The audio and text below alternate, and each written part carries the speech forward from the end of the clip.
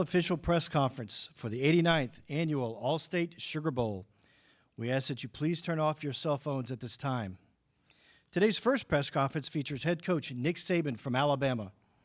At the conclusion of this press conference, we will have 5 minutes of photo opportunities with Coach Saban and Coach Chris Kleiman from Kansas State, as well as the Allstate Sugar Bowl trophy and representatives of the bowl. Following the photo op, Coach Kleiman will hold his final press conference. After Coach Saban makes a brief opening statement, we will open the floor to questions. Please wait for the microphone to ask your question, and please identify yourself by name and media outlet. Thank you. Well, first off, I'd like to wish everybody a Happy New Year. Great time to have gratitude for the year we just had and looking forward to the next year. And I'd also like to thank all the people involved with the Sugar Bowl for the opportunity to play in a great traditional bowl game and for the hospitality that they've offered our players. I think games like this are about players, and certainly has been a great experience for our players to be a part of the Sugar Bowl and in the city of New Orleans. So we appreciate that more than you know. You know, the players that we have here, you know, sort of are representative of our team and what our team is all about in terms of what we want to accomplish, what we want to do to help people be more successful in life because of the character and attitude that they sort of develop as a college student to create value for their future. And I've been pleased with, you know, what our players have done in preparation for this game, as well as how they've represented the University of Alabama while here at this game. We have an opportunity to play a really, really good team. You know, Kansas State is probably is playing as well as anybody in the country at the end of the season this year, winning the Big 12 title, as well as beating a playoff team, you know, to do it. So this is going to be a tremendous challenge for our team, and something that I think if you're a great competitor, you always welcome the opportunity to play in big games against great teams. So preparation has been good, and the attitude has been good with our players. So, you know, hopefully it'll show up on the field in terms of the way we play. All right, please raise your hand and wait for the microphone. Right here in the front on the right side. Nick Kelly, Tuscaloosa News. In your experience, what is the difference of teams that can close games and players that can make plays in big moments and those who don't?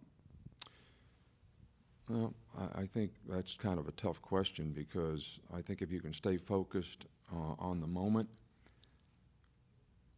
You know, there was an old statement that I read once that Michael Jordan said, when I play at the end of the game, I never change. I just stay focused on what I have to do on that particular play in that particular moment, and I take advantage of the fact that other people change. So saying all that to say this, that some people have the ability to do that because they have maturity as a competitor that allows them to stay focused on what they need to do in that moment. It's not the circumstance of the moment, it's how, you know, they respond and being able to stay focused in that moment to make plays. We're going to stay here on the right side. Jake Stansel, WBRC in Birmingham. Coach, just seeing the level of focus from you and the players, what has made this bowl game so enjoyable to prepare for? Well, I think sometimes we've been in the playoffs so many times here in the last 10, 12 years. There's only been a few occasions where we have a circumstance where we haven't gotten into playoffs. And I think it's more challenging when that's sort of the goal for what the players work for all year long and came up short, to sort of recenter. You know, your circumstance doesn't really define or who you are. It kind of reveals who you are in terms of how do you respond, you know, to the challenge that we have in the circumstance that we're in. So it's always a little more challenging, but I think that our players have had the right disposition and the right mindset about how they've approached it. Go to the left side on the third row. Hey, Coach Saban, Jamal Kennedy, WSFA 12 News, and Montgomery. Sort of a piggyback off of that question, you talked about being grateful and gratitude for the year. You've been to the Sugar Bowl now a couple of times, and you talked about your players enjoying this moment. But for you personally, the satisfaction and the enjoyment that you get out of coming down here and enjoying this moment every year. Well, I think that the big thing for me is not me personally in terms of how I enjoy it, but the fact that the players get a lot of positive self-gratification for having the opportunity. I think that's what bowl games are all about. It's one of the great things about college football is if you have a good season and you get rewarded by going to a first-class quality bowl game like the Sugar Bowl, that's a great experience for the players. And I think my enjoyment comes from, seeing them having the opportunity not only to play against a great team, but also have some time to enjoy and have an experience that they have surrounding the bowl game. We're going to do the second row on the right side. Good morning, Coach. Carrie Osep, NBC out of Birmingham. There's obviously been so much talk, in the recent years in college football, seeing players opt out. You don't have any opt-outs, nor does Kansas State.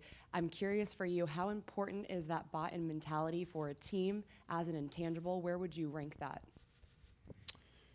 Well, I think it speaks volumes of, the character of the players on your team who choose to play because they've been great leaders of the team.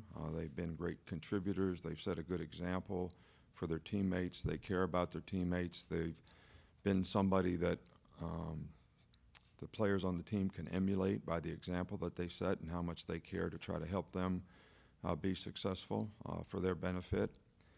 And I think it's a great example that the best way to create value for yourself as a player is to play football.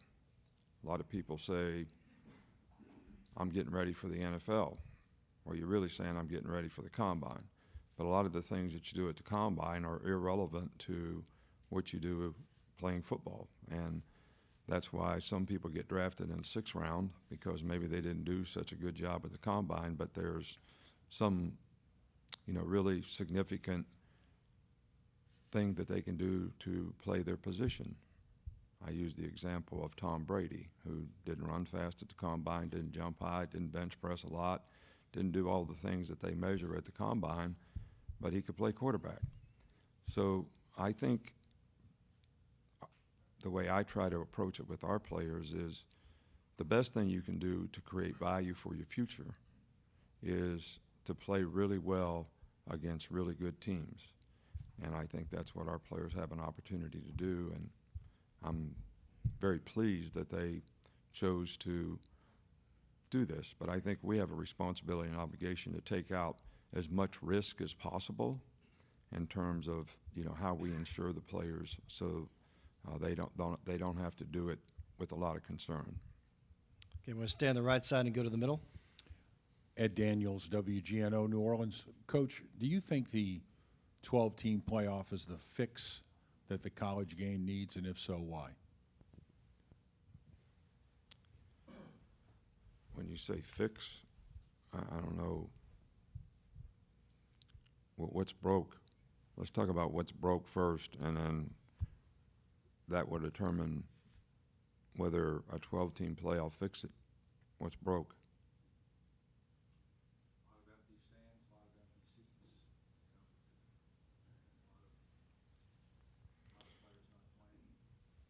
Yeah, and even though we didn't have any opt-outs, we have like 10 guys that, they got in the transfer portal. So, and I gave them all the opportunity to play in the game if they wanted to, and they didn't. So I don't know if that's a good thing for players, not to have to stay committed to their team for the entire season. So there's a lot of things in college football, I think, that transfer portal has created a real challenge for all of us in terms of how to manage rosters. Name, image, and likeness is something that I think is great for the players if we keep it in the concept of them being able to do that, and we start using it to get guys to come to certain schools based on how much money they can make. I'm not sure that's the reason that you go to college is to create value for your future. So that's going to trickle down into high schools in terms of some guys are going to say, I'm not going to play for my team in high school because I'm going to get this much money to go somewhere to go to college. So I think those things are much greater issues that need at least some parameters. And I think that having a 12-team playoff, I said this when we went to a 4-team playoff, it will minimize the importance of bowl games to some degree, and hopefully the bowl games will still be a part of the 12-team playoff to some degree. But I think that from a fan perspective, there'll be 20 teams that people will be interested in toward the end of the season, because there are probably that many teams that have an opportunity to get in the playoffs. And it seems from your standpoint, from a media standpoint, I don't mean this in a negative way, all the focus and all the emphasis is on the playoffs. So, and who has the opportunity to win a national championship. So how that gets implemented, I'm not sure. But I think from a fan perspective, that probably is a good thing. But I also think that, you know, fans relate to players. And if players don't have a commitment to a team, that's going to impact how fans relate to a team as well, I think. So all these things are, you know, probably issues that need to be addressed in the future. I'm not sure what the solutions are, but I'm sure there's people in positions, whether it's conference commissioners or, you know, even the federal government, because some of these things have been created by laws and lawsuits. And there's a lot of good in them, but there's also some guidelines that we probably need to institute. Right here in the front row, left side. Hey, Coach. Georgia Chambers out of Huntsville, 48 Sports. Going back to the no opted-out players, what message does it send to the younger players, even the recruiting class coming in, having players like Will Anderson Jr. and Bryce Young playing in this game? Well, I think it goes back to a simple question. Why did you come to Alabama? Now, if you came to Alabama because you wanted to be the best you could be as a person, as a student, and as a player, which is what we try to promote in the program, then this is just another opportunity for you to have a chance to do that in a very competitive situation against a very good team. So, but I do think it sends a very positive message to teammates when the leaders of the team, both guys are captains. One guy was the most inspirational player voted by his teammates. One was the most valuable player voted by his teammates. That they choose to continue to be a part of the team and put the team first. I think it sends a significant message to, you know, all players on our team in terms of the kind of commitment that they have and the example that they set in a positive way for what you can accomplish and what you can do. All right, we have time for 2 more questions. We'll start right here in the front row, right side. Chase Goodred with the Tuscaloosa News. Coach, you've said many times that you've got, and when it comes to recruiting, you've got certain parameters for size at each position and so forth. So in light of that, when you watch tape of a running back like Deuce Vaughn, who's 5'6" and 175, do you find him fun to watch, even though film study is serious business?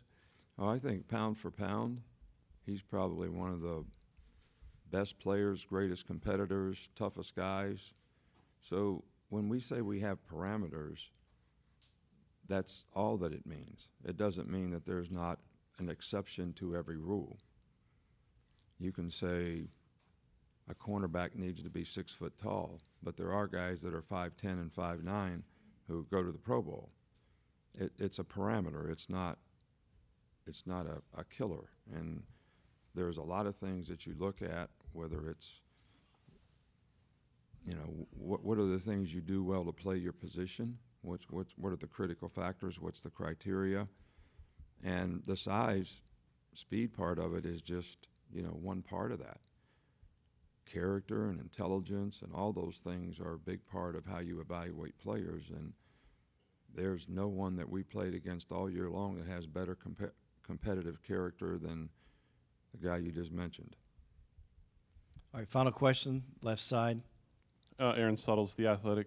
When they moved the recruiting early recruiting up. I'm sure they had good reasons for doing so, but it's become sort of the recruiting day now, the signing period.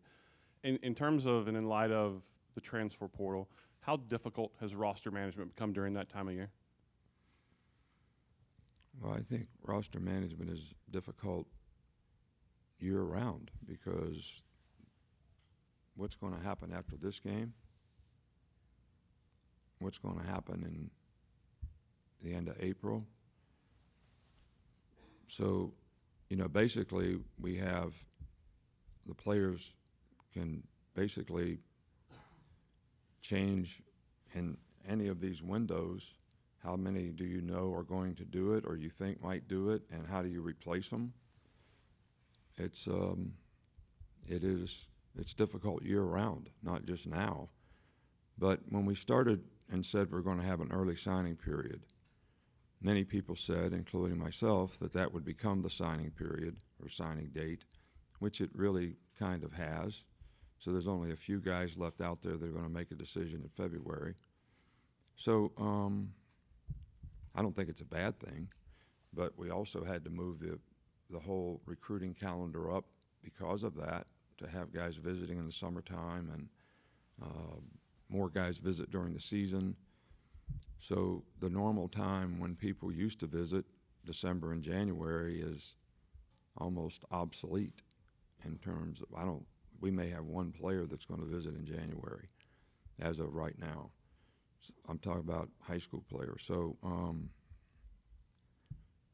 it is what it is. You have to be able to adapt to all these things if you're going to continue to be successful, and that's what we've tried to do. All right, thank you, Coach Saban.